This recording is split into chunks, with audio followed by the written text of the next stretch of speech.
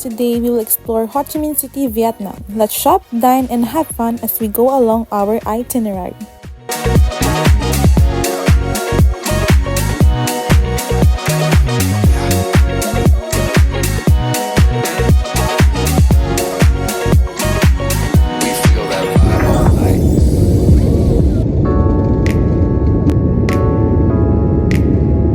I was celebrating my sister's birthday on the plane.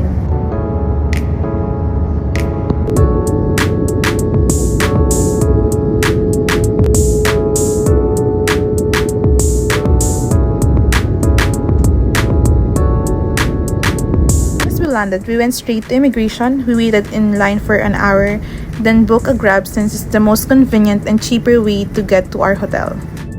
The next day, our first stop was the Saigon Central Post Office. We booked a Grab and it only cost 40,000 Vietnamese dong.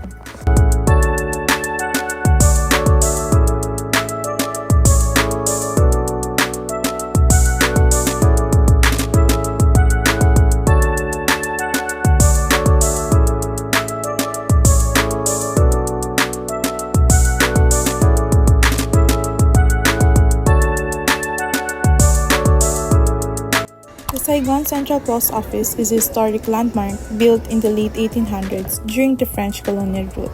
This is designed by Gustave Eiffel. Inside, you'll find stunning architecture, old-school phone booths, and a large portrait of Ho Chi Minh. You can send postcards, buy souvenirs, or simply enjoy the vintage charm of this iconic spot. The prices of merchandise, both inside and outside, are pretty reasonable. Definitely not a tourist trap. You can get a thin filter for around 25,000 Vietnamese dong and a pack of 25 cups for about 2,000 pesos. A postcard ranges from 25,000 to 50,000 Vietnamese dong.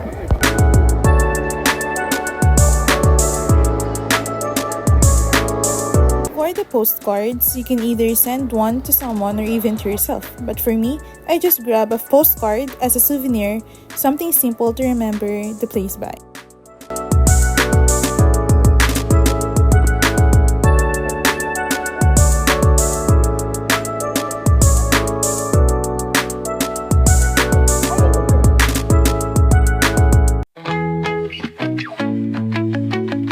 You can also start buying your pasalubong here.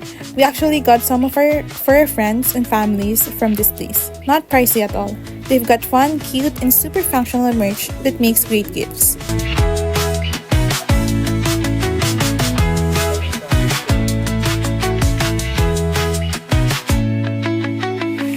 As we exit the post office, right across the street is the Notre Dame Cathedral.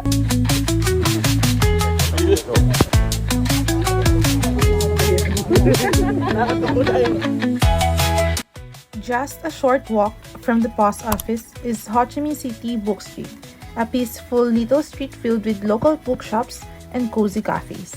It is not just for bookworms. You'll also find cute cafes, gift shops, and photo spots perfect for tourists.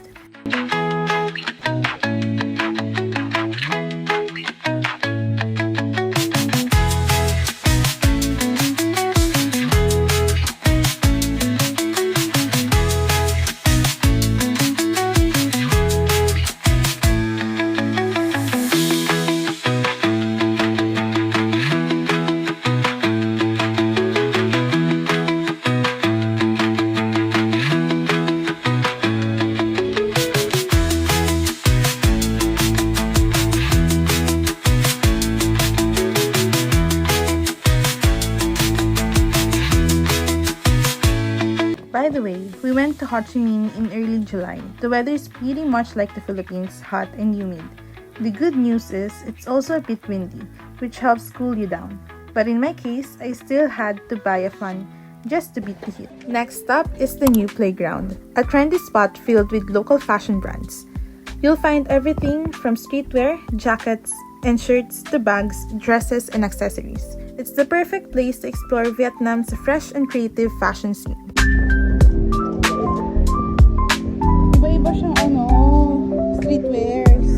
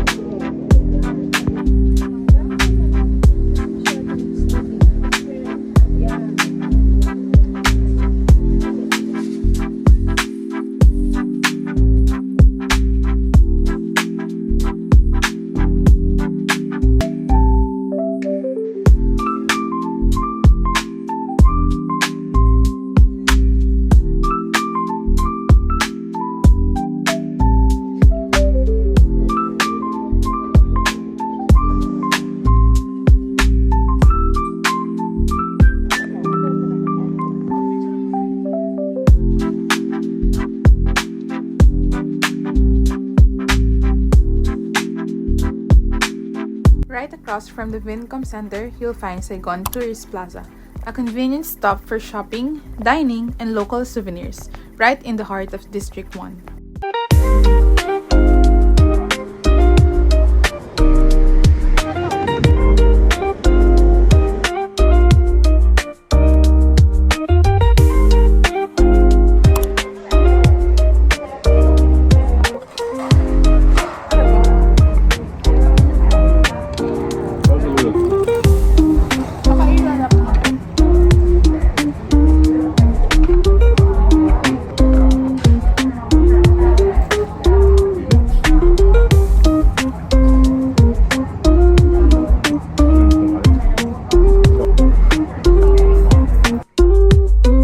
After having lunch, we went back to our hotel to freshen up and change our clothes.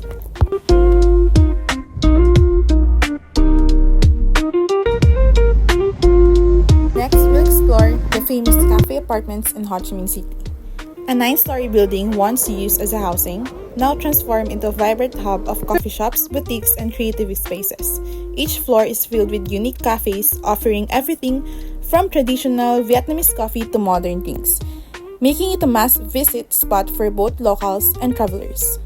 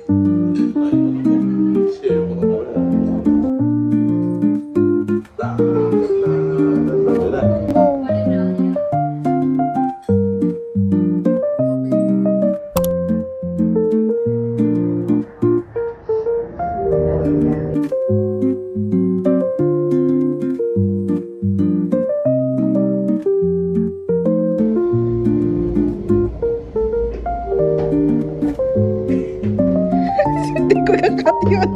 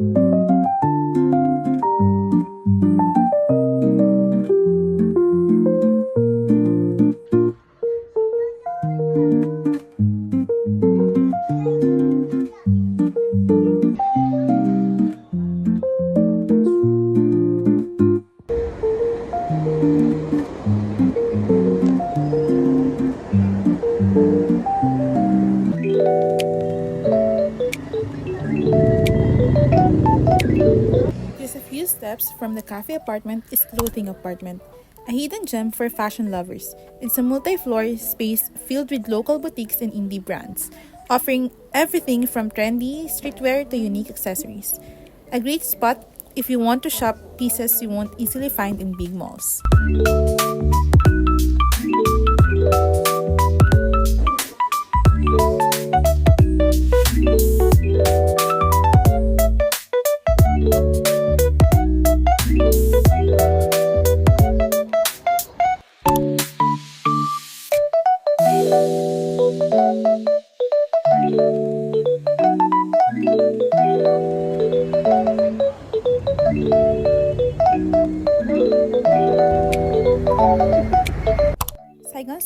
one of the most modern shopping malls in Ho Chi Minh City. It's home to international brands, local shops, and plenty of dining options.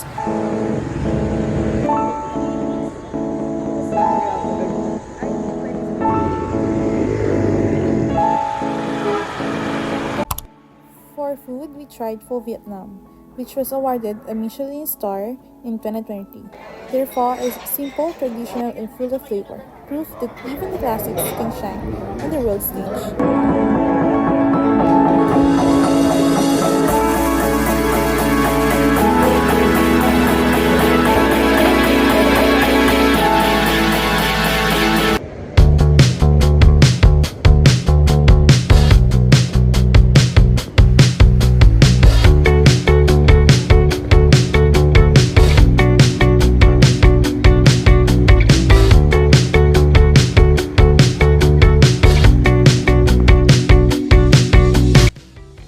And lastly, the walking street, one of the liveliest spots in Ho Chi Minh City. At night, it comes alive with music, street performers, and crowds just hanging out. It's the perfect place to experience the city's vibrant energy, grab street food, and people watch.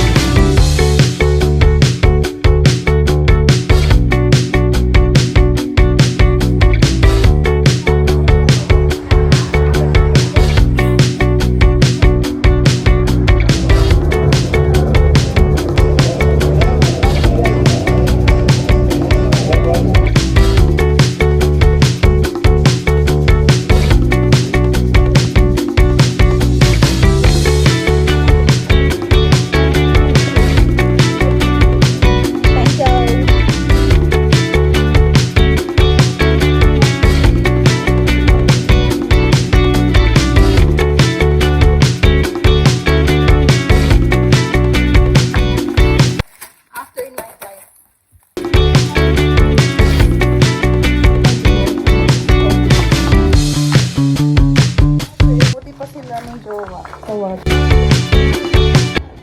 Going to open this. Ako din sa makain. But looks like a butt. Look, a butt.